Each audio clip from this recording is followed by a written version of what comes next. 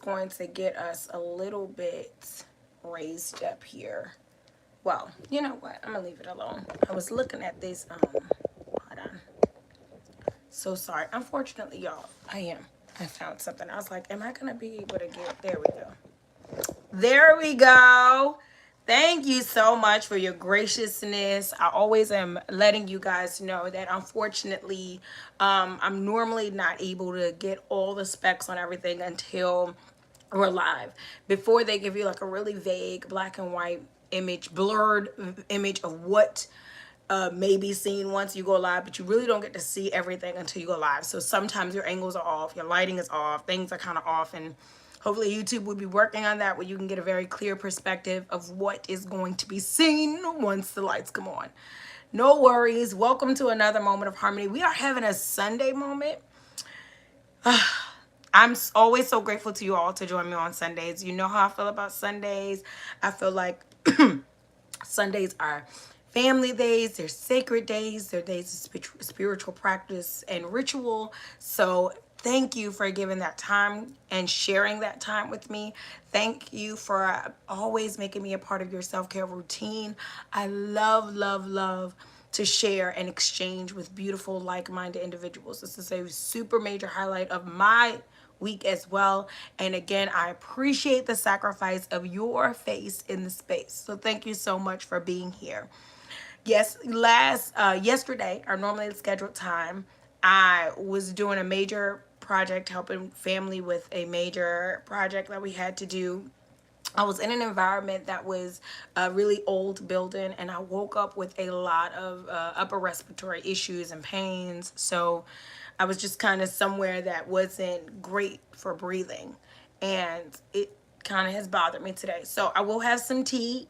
I don't normally ever have tea, but I will have lots of tea today because my cough is really bad and my chest hurts really bad and my throat is, not feeling so great. So bear with me. Y'all know I like to talk a lot. I will talk a lot. But I am going to need that to get through this moment. That is also why we have a little bit of a delay for those that are watching the moment in real time. Thank you for all the chat members. Thank you for those that watch the stream live. I love all the energy. The energy is always helpful. For those that watch the playback, you'll be like, girl, I don't even know what you're talking about, and that's okay. But for those that are watching in real time, we had a little bit of a delayed start, and that is because I've had a really, really rough morning, and I had to put something together for you so that you guys wouldn't all know I was feeling the way that I'm feeling. So we're going to thug it out. And I always know once I come here and I get into the positivity and I get into the vibrant energy, it does its own thing. So bear with me. I'm not feeling super great. We'll be using my tea. But we are going to get through this meiotic moment because it is necessary. Now, we are in a series, Meiotic Moments, and we are going through the 42 laws of Maiat. We are at week number 8, law number 8. 8 is a super awesome number, as above, so below. I love the number 8 and all it stands for. So we definitely are in a great week for right now. We're in week number 8. The Meiotic principle, the Meiotic law is I have not told lies. So I'm so excited to get into this so we get into behavior and character today, okay? So for those that this may be your first time, peace, hi, welcome. For those that this may be your first time, we are in meiotic moments. We have had a number of moments, praise break, magnifying moments, a matter of moments, affirmation series, reflection series, declaration series. I mean, we've been momenting it up.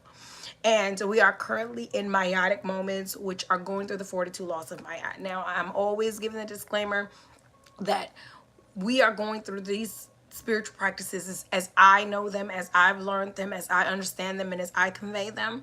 As a student for a number of years, we've been going through all of these number of years, a community advocate, leader, and student of Maiat, of Kemetic works, of our people, of our history, of our culture, of all of that we do. I am so happy to bring everything full circle when it comes to healing and growing and becoming. And really, when I am referencing the spiritual practice system of Maiat, I am really talking about how our behavior, how our character, how our beingness affects and contributes or retracts from what it is that we are and have, do, and possess in today, right now in our lives. So it's very, very, very just correlating in that way. Like I've said 100 times, the saying for this series is we are how we are. So our lives reflect exactly where we are inside of ourselves. We are how we are. So if you have things that need to be worked on, that need to be healed, that need to be grown, your life will reflect that. And that is okay. It's called growth. It's called development. And a major part of your growth, a major part of growth and development is absolutely your character. I feel like most of the time we do leave out on some really important parts of coming into ourselves, coming into a knowledge of self, and we demarcate. We leave it like I said, into our diet, into what we study, into what we consume, but we not always are talking about our components, what we are made up of. And what we are made up of is very important to how far we can go. Peace all. So very happy to have you here on the chat. Love and light to everyone. Welcome, welcome to a moment of harmony. The chat is jumping right now and I'm loving to give love. Welcome, welcome to a moment of harmony. So let's get into it. A lot of times when I go into, and please forgive, I'm going to ask, I'm such a lady, guys. I'm going to ask for forgiveness 1,000 times, but I do have to drink this tea because I'm not feeling great. So if I'm going to run my mouth, I'm going to have to get this situation together, okay, with the hot tea. So a lot of times I'm always talking about when we go into our moments, most people cannot, or when we go into the 42 laws of Mayat, most people cannot relate to the law at hand. They're just like, I would not steal from God, or I would not slay a man or a woman, and there are these things. Thank you so much. And so people will say, like, I cannot. This one is so plain and flat out that I think I'm not going to have such a hard time breaking this down. But what I am going to focus on is a lot of times I have not told lies is today's session. It is our breakdown in character today. It is what we're going to focus in on as far as strengthening and holding into these fragilities of self that keep us from actualizing into our best, most awesome versions of ourselves. And I know that most people can relate to I have not told lies, or that we shouldn't tell lies, or telling lies on any magnitude, small lies, white lies, big lies, grand lies, lying to self, lying to others, lying by omission, all types of, right? But what I want to get into today is not necessarily a condemnation of like why you're being a liar, don't lie. I really want to get into the multitude in the breakdown and the complexities of untruth, right? Of lying. Because a lot of time lying is just looked at as deception, it's looked at as manipulation, it has all of these really big, dark clouds over them. And I'm not saying that it aren't. Listen, I cannot stand a liar. I cannot stand a bully. Oh, those things, they're hard for me to get around. Peace, love. So happy to see you. So I'm not condoning at all lying. I don't want anybody to think that I'm sugarcoating and making lying small. What I want us to really do is I deeply desire and earnestly want us to be able to look at self in a very loving, reflective, honest, and successful way, a way that we can be progressive and proactive and really shifting and growing ourselves to the next level. And I feel like there's no shifting and growing without a great deal of honesty and rawness with yourself first, with life, with others. Okay. So I'm not, again, sugarcoating lying, but I do want us to be able to see it from all different components so we can see what we feel in it. Because many of us, like myself, feel like we're not liars. We're not no bold-faced liars. We're not sitting up in here just lying to people, telling people what they want to hear, or being deceptive and not being our true selves. I know that many of us that are here in a moment of harmony, we're not even built like that. But what I want us to look at a lot, I'm going to look into the psychology, the spirituality, and the operation of untruth that is embedded in us from this society, that is embedded in us from all different traumatic experiences, different environments, different plant implantations of it. I just wanted to see it. I want us to really see it so that when we go into self, we can come up off that high horse a little bit when it comes to our character and say, I don't lie to people, because that would be my, I don't lie to people. Who, for what? For why? But really be able to humble ourselves into the core of ourselves and being saying, are there components of my life that I am not true in? Are there components of my life that I don't see accurately? Are there components of who I am that I don't convey or display into, with 100% transparency? And I want us to be able to truly accurately go into our lives and be able to come out on the end of it saying, I have not told lies. When we talk about the 42 laws of Ma'at, and we talk about omniscience, we talk about the beginning of the day. I always say this every show, every episode. The beginning of the day, we're giving a declaration: I will not tell a lie. You're saying these 42 laws at the beginning of every day. I will not. And then you're closing off your day with a affirmation or a confirmation that I have not told a lie. I'm sorry. Have not told a lie. And the reason I always say this, the reason our ancestors set it up this way, that we make the declaration at the beginning and then we close it out with the confirmation, is because it is not easy for all of us that get so quick into ourselves to be like, I don't do this, I don't act like this, I don't have this problem, this law doesn't apply to me.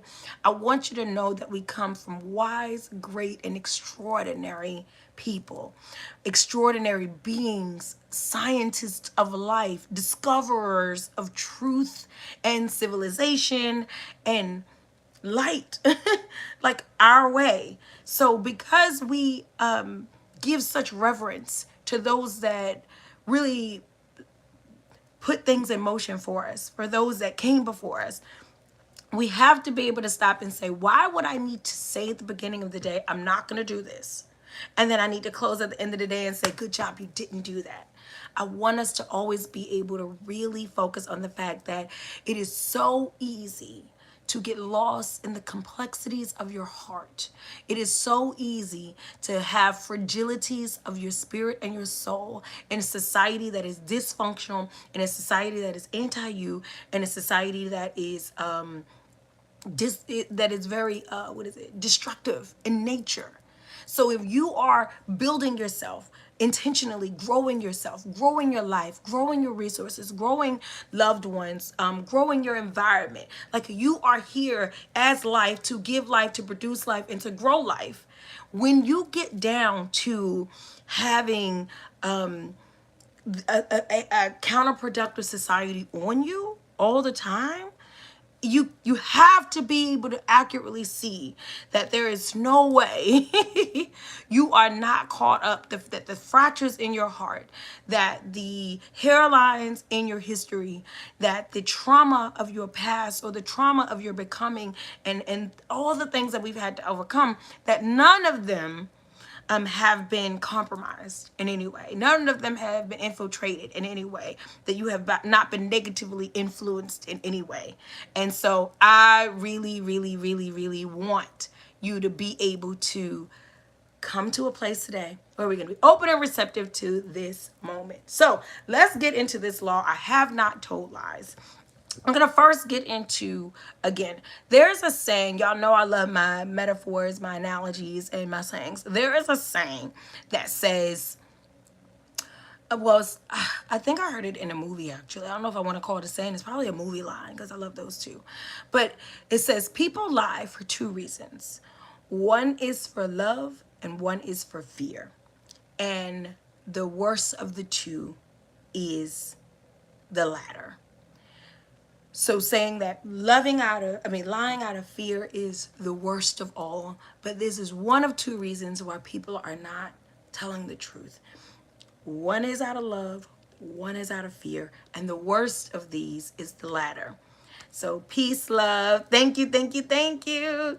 One of the two is the latter. So when we get into like deception, Because a lot of times it's just definitely flat out. Were you at this place? No, I was not at this place. Do you know this person? No, I don't know this person. Flat out lie, right? That is not what I'm getting into today, even though I'm not putting that to the side in the intentions of the law. The law says I've not lied. So really we shouldn't be on the petty lying things. We're all adults. We really should not be fearing or just minimizing self, minimizing your spirit, operating in a low vibration like deception intentionally.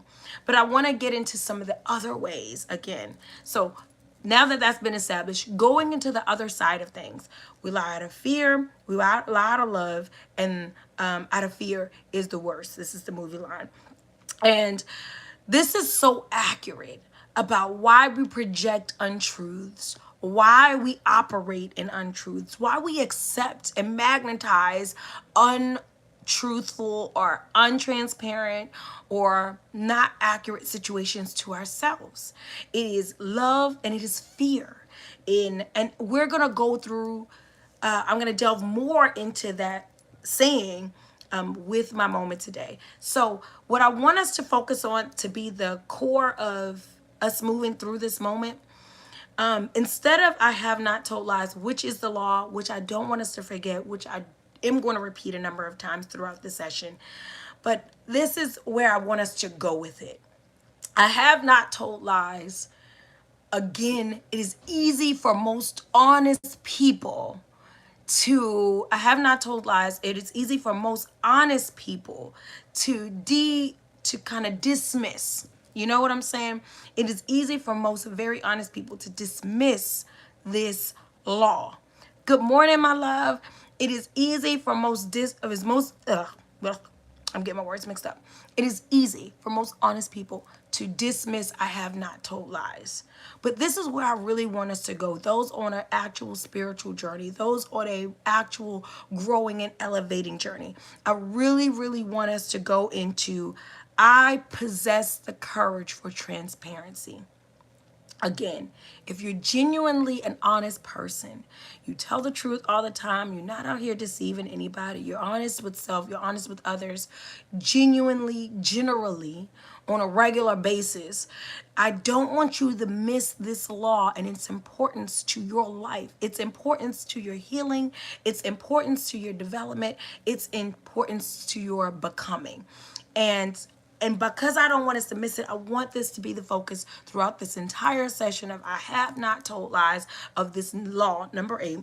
I want us to focus. I possess the courage for transparency. I possess the courage for transparency. And that again resonates with us all. We all are working to be more open, more vulnerable. A lot of times we don't see how deception comes out in all the areas it comes out in. We don't even see how we deceive ourselves. We don't see how, again, we attract dishonesty. We live in a world of lies. We survive in a sea of lies on a regular basis. We also live in a very dangerous environment. Being honest behind enemy lines, very suicidal, if you will. Feeling attacked, feeling unloved, feeling unvalued or undervalued. This all sets us up for a life of being closed off, a life of dishonesty, a life of vagueness, just vague and blurry existence. And when we talk about I have not told lies, I want us to really focus more on us being clear, us being open, us being transparent, us being present, us honoring and accepting our truth and where we are. And again, acceptance is honesty. Accuracy is honesty. What is it? Actualization, just being real, authenticity. This is honesty. And a lot of times when we hear the word lie, we just think about not telling the truth. And I want us to focus more on this law as not being the truth. The problem that I want us to address in our characters with this law today, it's not us telling the truth. It's us being the truth. Most of us tell the truth, okay? We don't have a problem with that. But are you truly who you are intended to be? Are you truly where you need to be? Are you actually who you say you are? Are you actually who you want to be? Are you actually what you were created to be? I have not told lies. Have not told lies. And mind you, the law says I have not told lies, period. It didn't say to myself, to my parents, to God.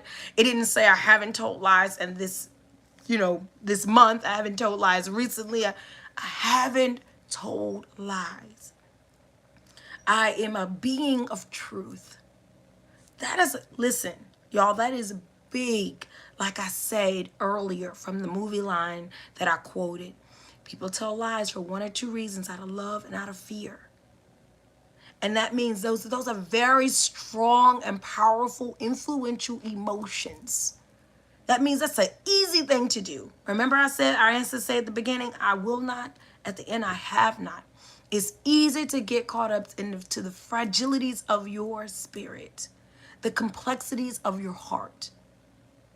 We live in an anti and counterproductive version of ourselves, or version of existence. I'm not going to say ourselves, but this life is counterproductive. It's anti-us. So when something is anti-us, how do you survive in that? Exactly. You become a survivor. And a lot of times a survivor is a mutation, and an adaptation to the environment. That's what we are today.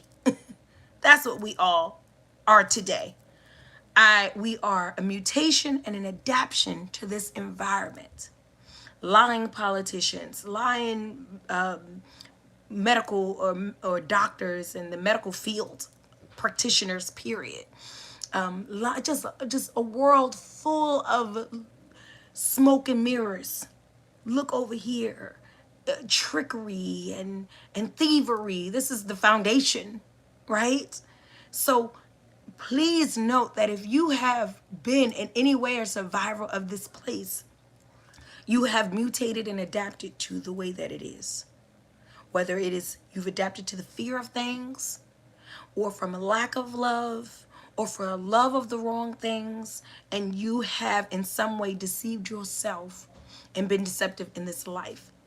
Not pointing fingers, not pointing blame. This is just the way it is. But we don't have to stay there. We don't have to be there. We don't even have to unintentionally or subconsciously operate in low vibration anymore.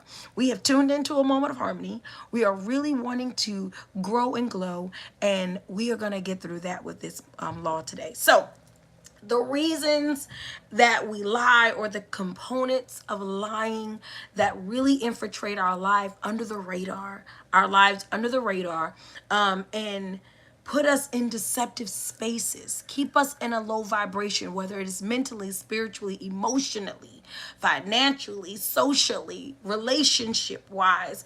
These are the ways that we get into those areas, okay? And I am going to, for all, because I felt that coming, for all that are joining and that haven't been on the live long, was in a really crazy environment yesterday, where I was breathing in some things I shouldn't have been breathing in the air, and I woke up with a lot of respiratory issues this morning. It delayed a lot of everything today. So I do have hot tea that I was drinking on a lot at the beginning, and I am going to be keep on stopping for it. Y'all know I just want to let everybody know. So I got to do this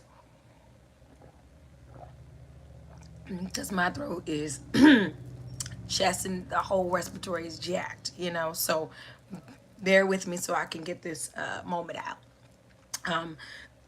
But I have not told lies, and the components that kind of slip under the radar with us in our honesty: protection, projection, and perfection.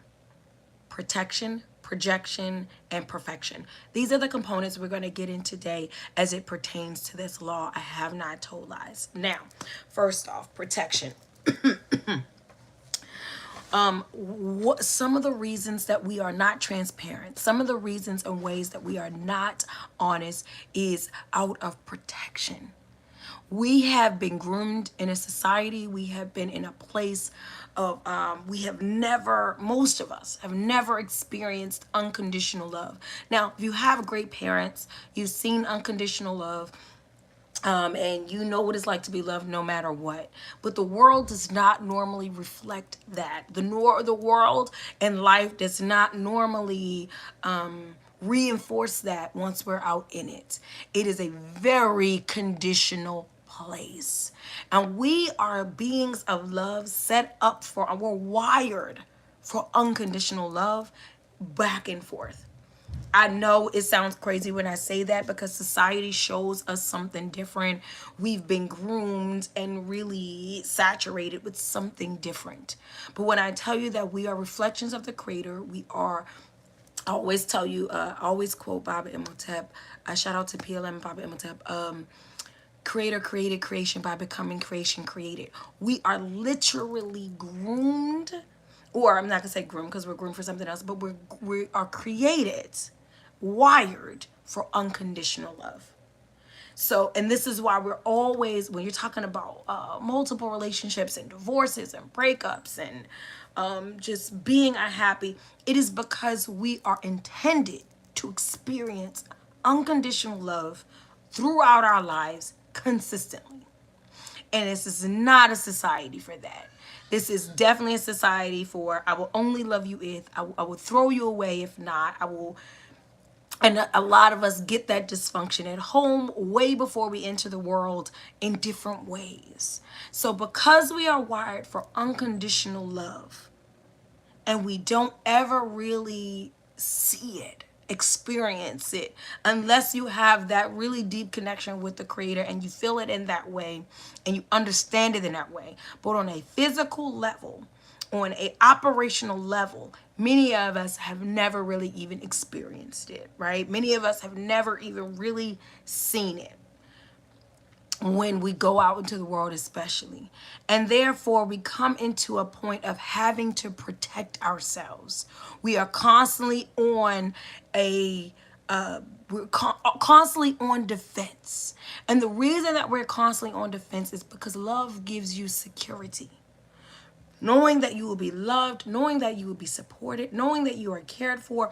Children teach us this all the time. Children do anything. Thank you, love.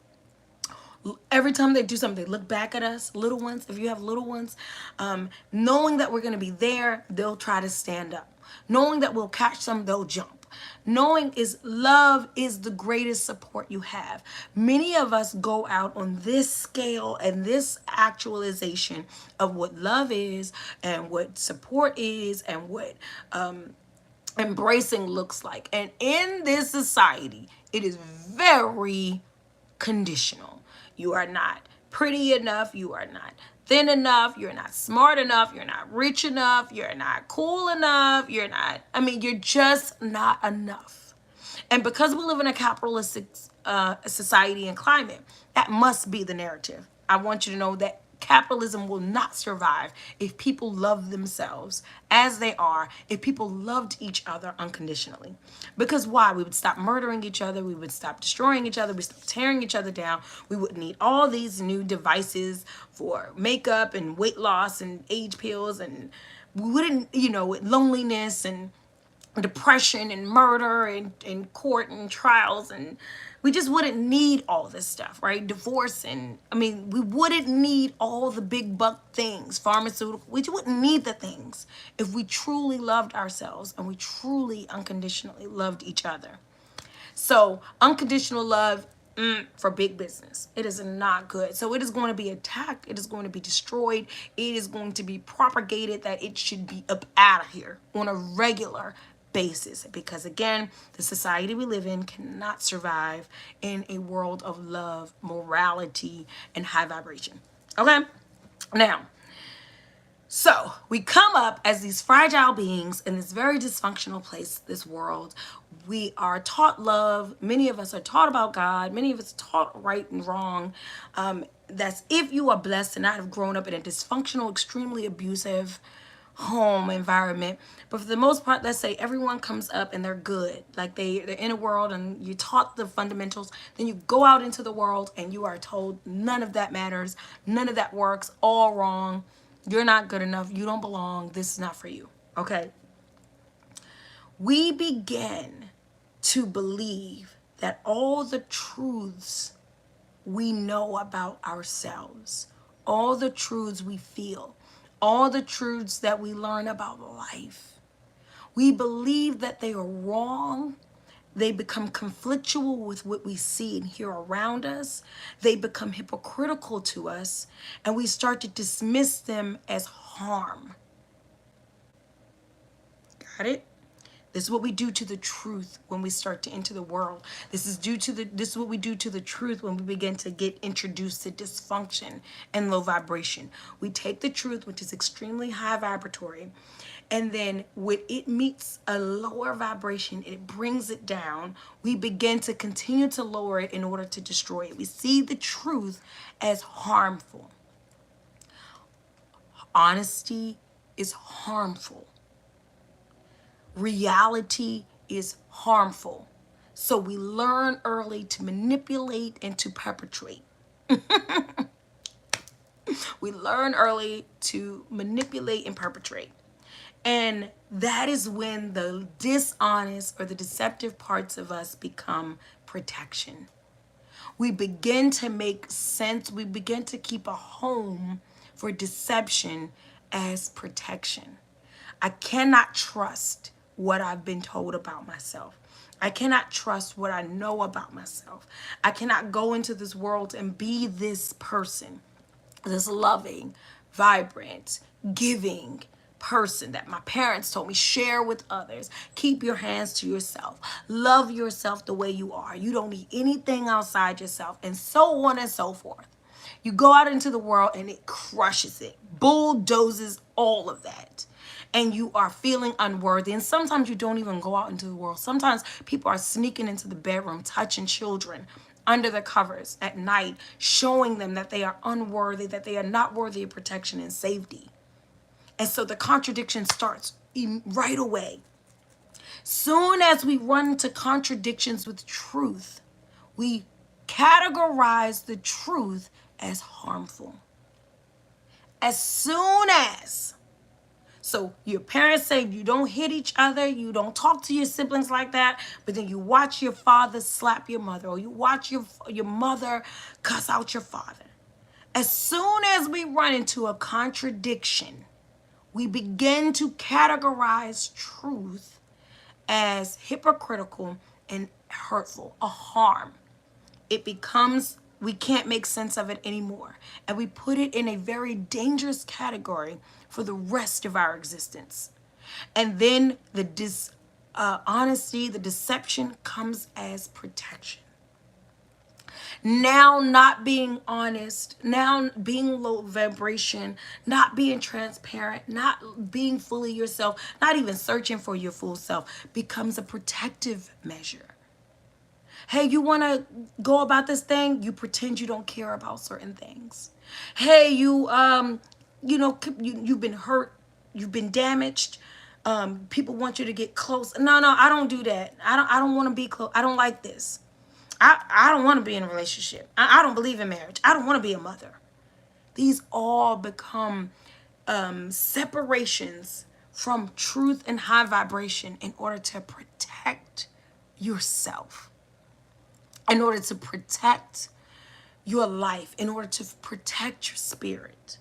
Now, of course, just like everything else that seems to work in this society, it's dysfunctional and it's backwards, it's harmful and it's hurtful to adopt lie as comfort and truth as pain. But we wouldn't be in a dysfunctional society if things didn't work like that. The dysfunction of this place have groomed and geared us to move in that direction consistently. So, truth, pain, comfort, lie. Truth, pain, comfort, lie. Remember the affirmation I gave us to hold on to throughout this series. I possess the courage for transparency. I possess the courage for transparency. Sorry, y'all.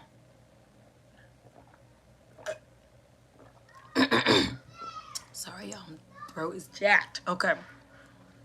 I possess the courage for transparency because along the way, what has been propagated, what has been the theme and the scene in the seams of the fabric of this existence has been protect yourself. You protect your true self by creating a false self. Protecting your true self by creating a false self has been one of the number one survival mechanisms of us in this dysfunctional society, especially those of African descent who have lineage of those that were enslaved and tortured in this country. Now, of course, Africans were not the only victims of things that are the foundation of this country. So I'm not limiting it to us, but I'm saying the degree on us is pretty, you know what I'm saying? It's pretty unique. So we have learned to protect our true selves by creating a false self. And then we begin to identify and operate in the vibration of the false self regularly. And that is how deception operates via protection. I just want to break it down so that we can see it clearly, we can attack it clearly, we can undo it clearly, we can gracefully grow it. I have not told lies. I'm not a liar. But have you ever covered up who you really are by creating someone that you aren't in order to keep the true parts of yourself safe? Have you been tougher? What is it? Oh my God, one of my favorite lines by Lauryn Hill. Don't be a hard rock when you really are a gem. Listen, this is like the Black woman's anthem, okay? That was one of those lines that I'll never ever forget, because don't be a hard rock when you really are a gem. I can't tell you how often I'm a hard rock. Because I feel like I have to, but because I feel like I'll be predatorized, or my children will be predatorized, or my beliefs will be attacked, my life will be under attack if I don't stand guard when I would really like to be gardening. You know what I'm saying? You got me with the got me strapped at the front door when I would really like to be nurturing and growing and creating like I was sent here to do. Protection. Protection becomes a way of deception in our lives. Another next level or another operation of deception in our lives is projection. Projection. Protection, projection, perfection. That's what we're getting in today. Projection. Now, when we think about this as a component of deception in our lives, I want us to think about a projector, like the movie. I want us to think when we go to a movie, there is a image inside of a camera. The image actually exists in the camera, or in the, I would say, the lens of the projector. But you don't see the image in the lens. You see the image bigger on the screen it's projecting it in.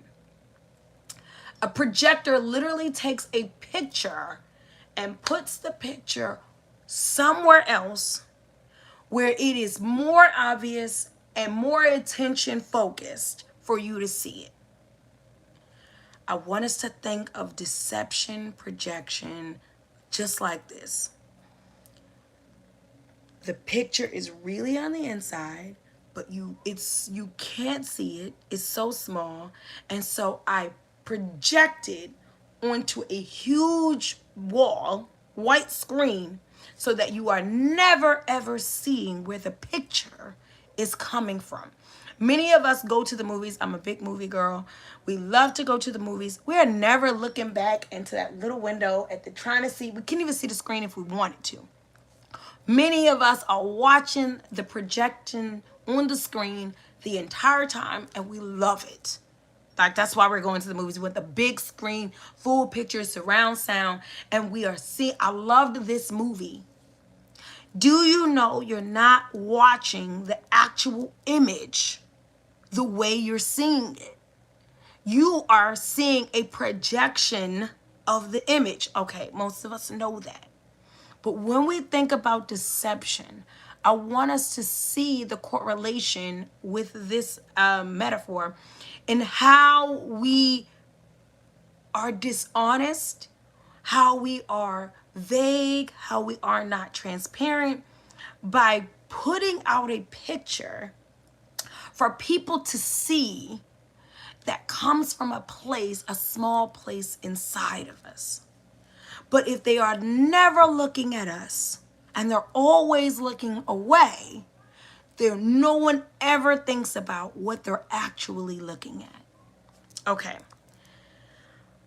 Just like a movie, when we project, a lot of times the dishonesty is straight up projection. We are straight up not loving self, not at peace with our inner workings, not at peace with our stories and our present. And we are trying to get that up off of us onto others. So we are projecting a story. We are projecting an image. We are projecting what we want you to see on the big screen and ignore the pixels of the small screen.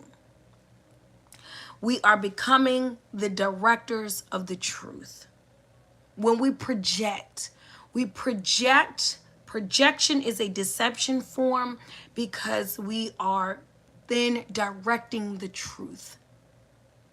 And again, I'm not a liar. You know, this is what everyone says. I'm not a liar. I don't lie. This law doesn't apply to me.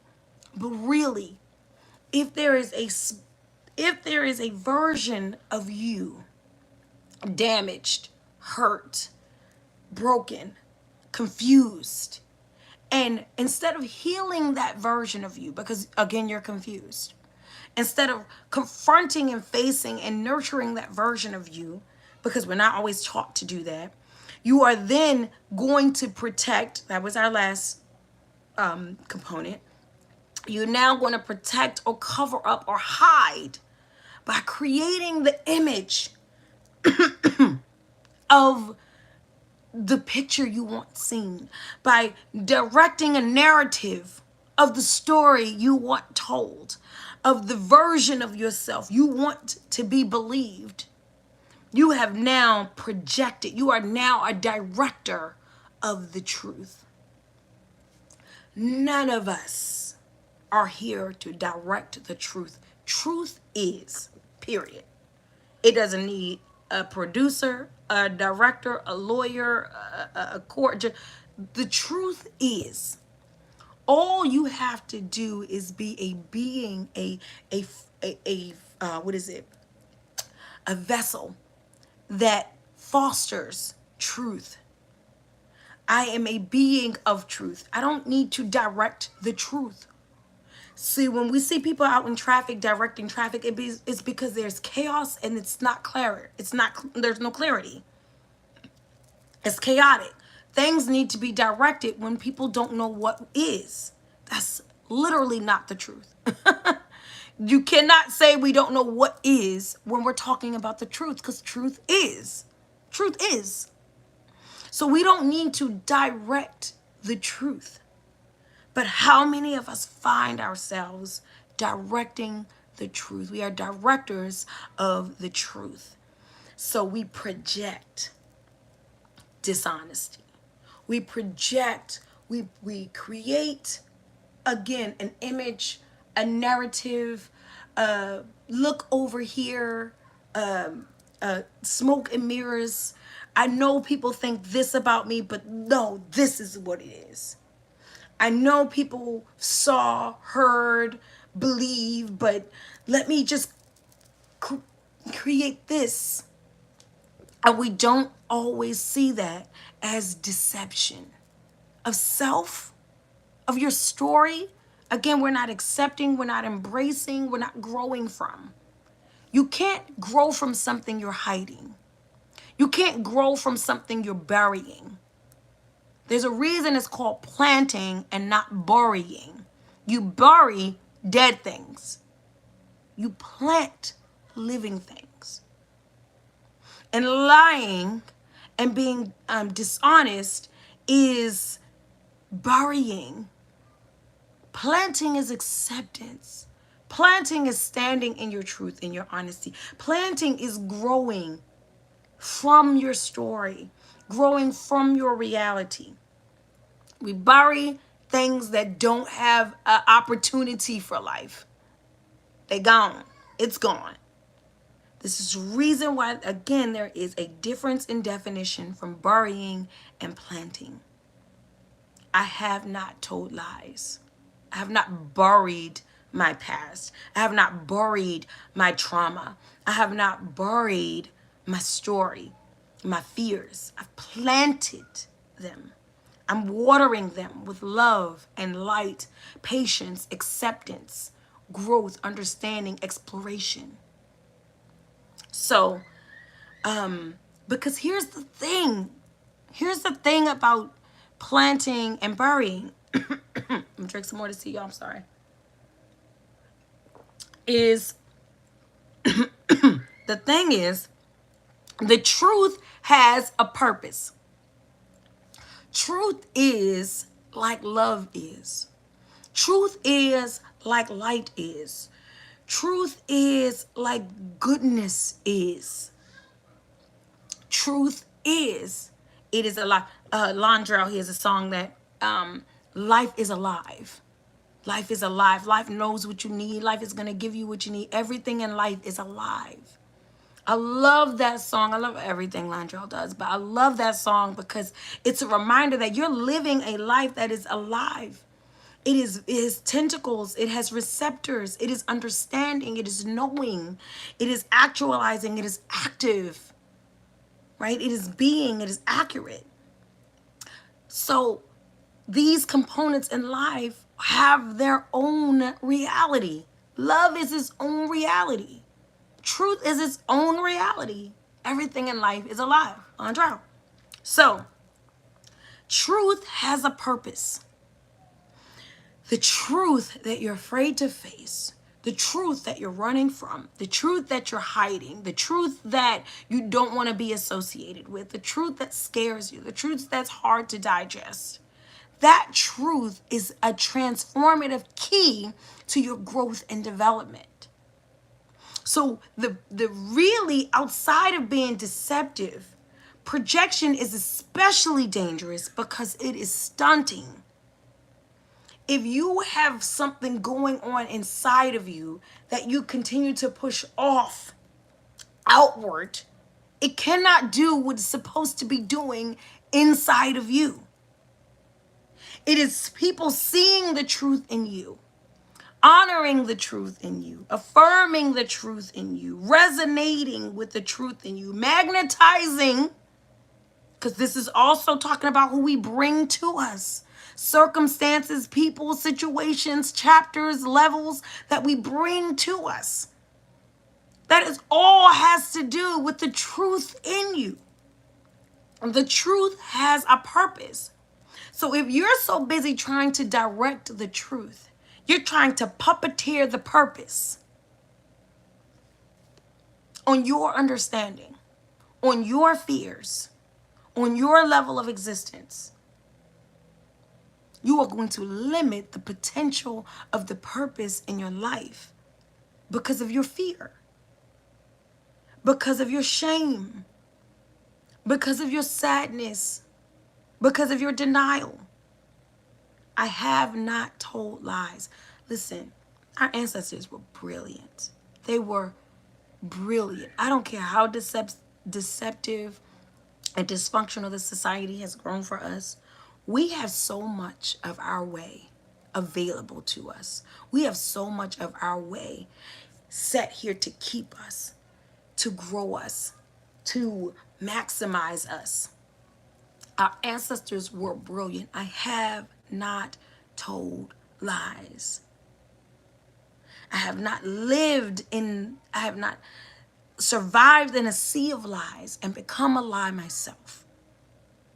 I have not adopted the ways of deception and thievery and robbery and savagery. I have been true and honest to life, to self, to purpose, to light, to being. Even when the unthinkable takes place, even when the unmentionable, even when the terrifying is true, I am true. Remember my affirmation. I possess the courage for transparency. Say what you want to say, think what you want to think, feel how you want to feel. I'm standing in my truth. The truth has a purpose. If I allow the truth to do what it was meant to do, I will outgrow this situation. I will outgrow these fears. I will outgrow this anxiety. I will outgrow this pain. I will outgrow this shame. I will outgrow the dysfunction because the truth has a purpose. It grows. It shows.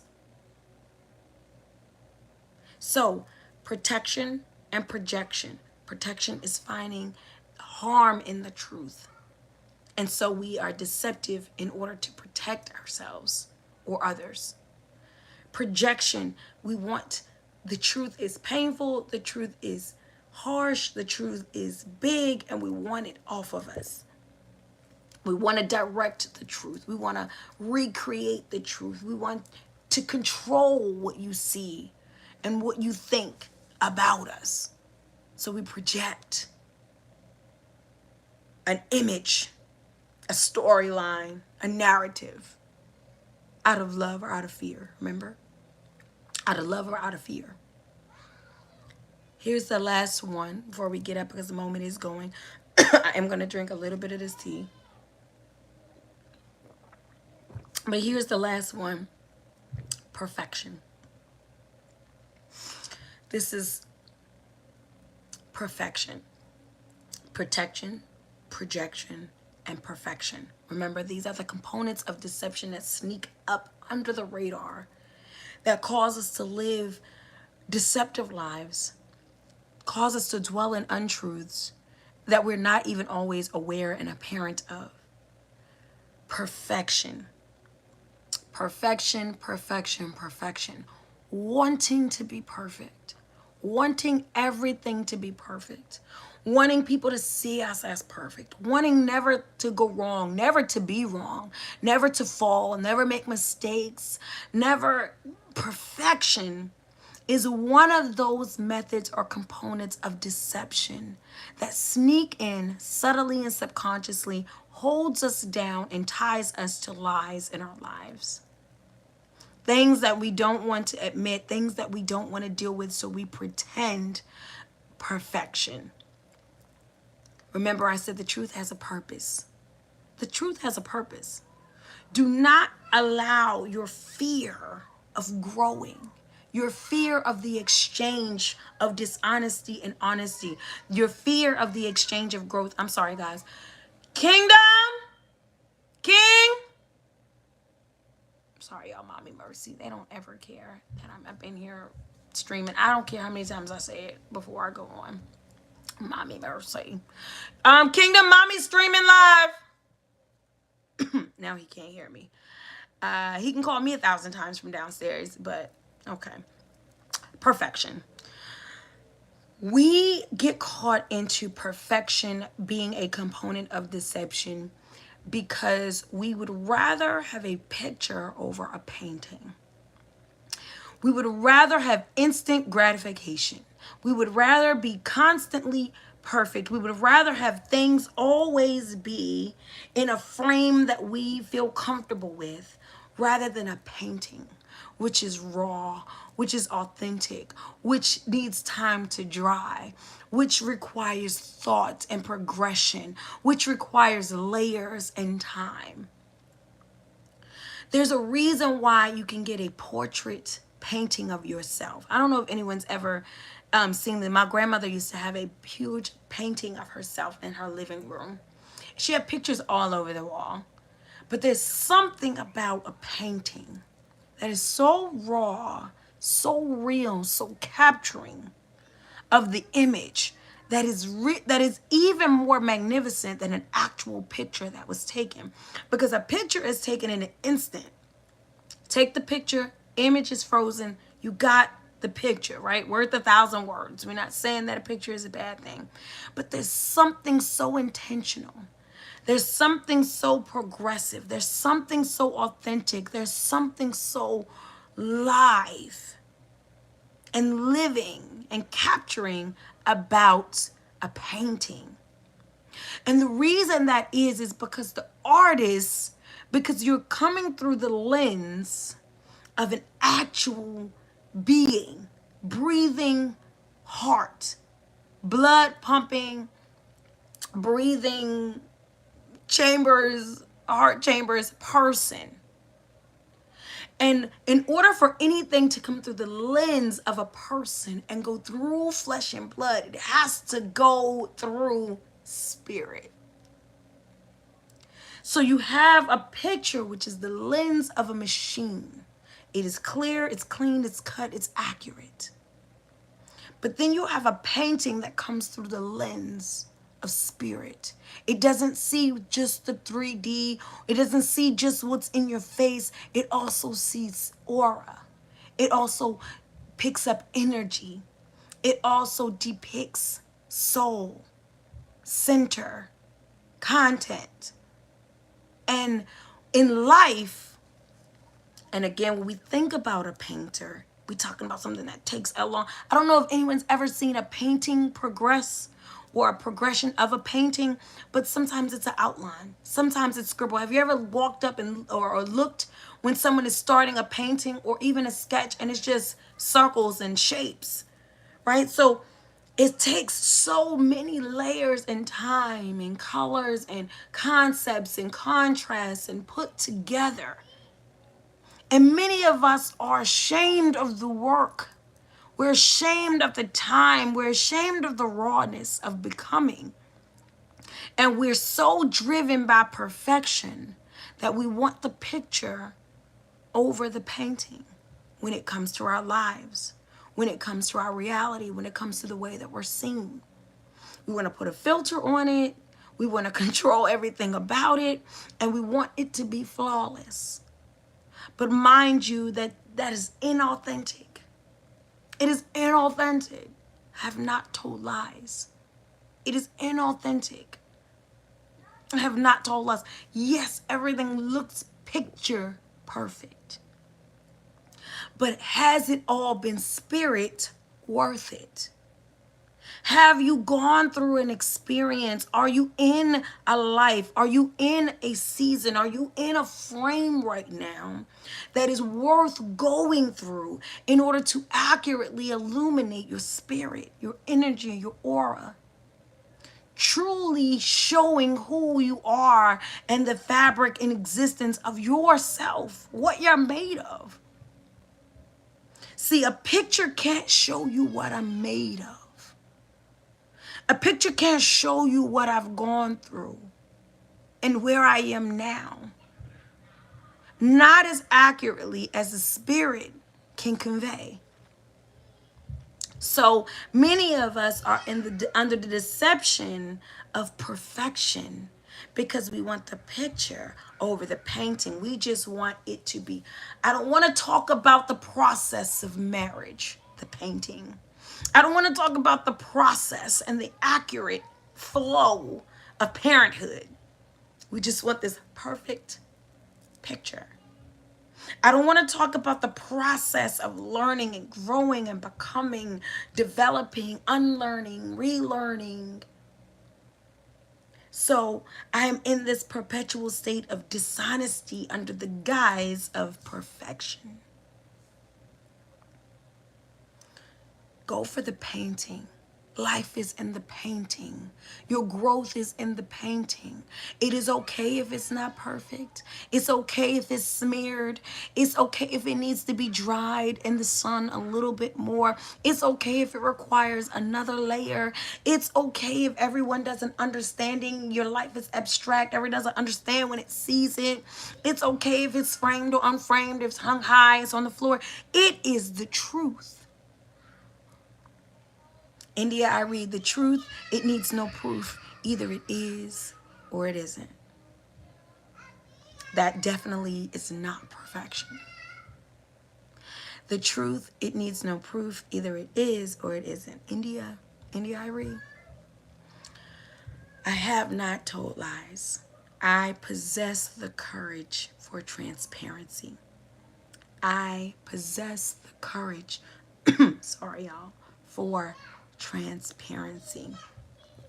This has been another moment of harmony with Harmony. It has been extraordinary. I love you all. Thank you for joining me. Thank you for all my loved ones showing up in the chat. Thank you for all the positivity and the greatness in the chat. I welcome your energy and your greatness always. Thank you for joining me this week on a Sunday. Y'all know that always means so much to me, to make the sacrifice and the time to come and sit hither with your girl.